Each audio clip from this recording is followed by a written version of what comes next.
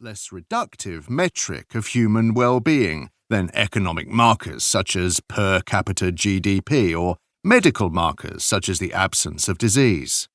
Flourishing is a good concept to invoke in these contexts, since it suggests a more robust standard for well-being, fulfillment of potential, rather than the mere absence of pathology.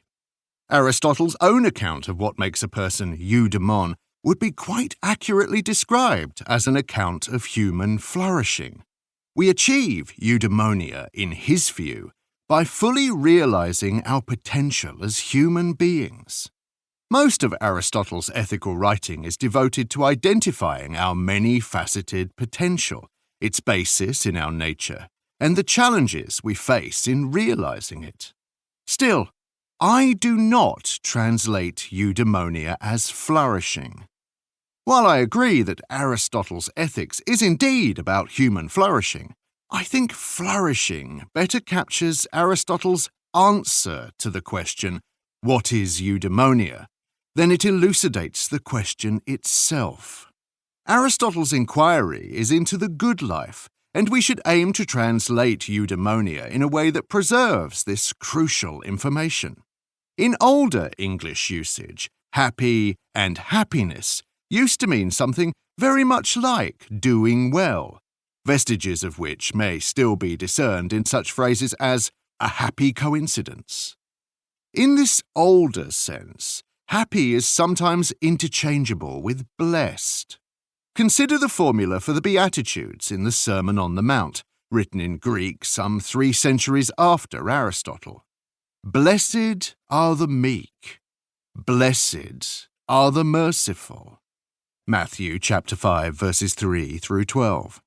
In the King James Version, blessed translates the Greek term makarios, which Aristotle uses as a near synonym of eudaimon in the Nicomachean Ethics. You might describe the Nicomachean Ethics as a pagan version of the Beatitudes. Aristotle asks, what makes a person happy or blessed? And he answers that a happy life is a flourishing one, a life in which we realize our full potential as rational, emotional, and social beings. While he insists that a flourishing life is our own doing rather than a gift of the gods, he takes a theological perspective in the closing chapters of the work. In uncharacteristically elevated language, he states that people who lead flourishing lives are exercising immortality. They make the most of the godlike element in human nature and are most beloved by the gods, who rejoice in what is best and most akin to themselves, and reward the people who cherish and honor it most highly. Aristotle's works. The works Aristotle published in his lifetime were praised in antiquity for their style, but are almost entirely lost to us.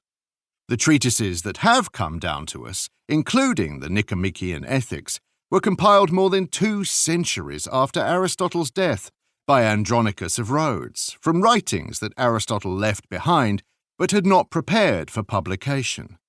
These writings are famously terse, often crabbed in their style, and some scholars have speculated that they comprise lectures Aristotle delivered at the Lyceum, periodically updated and revised over the years.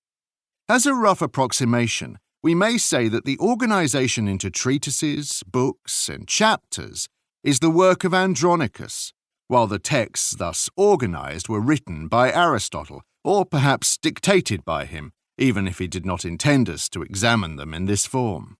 In the Aristotelian corpus, as organized by Andronicus, there are 2 ethical treatises, the Eudemian Ethics and the Nicomachean Ethics. The latter is generally, although not universally, considered to be the later work, containing Aristotle's more developed views. This volume. In the selections from the Nicomachean Ethics translated in this volume, I have tried to stick to Aristotle's main claims and positive arguments, omitting digressions, repetitions, methodological remarks, and skirmishes with opponents.